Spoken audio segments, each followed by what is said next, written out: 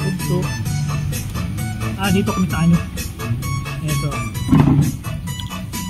Andy's Cafe sa Buyog. Bali, third time ko na dito. Ito, paborito na kinakain. Ito, burger nila. Sarap to. Ano lang to? 68? 68 ba? 8 pesos ito. 48. Palaging ano, may snack. So try nyo.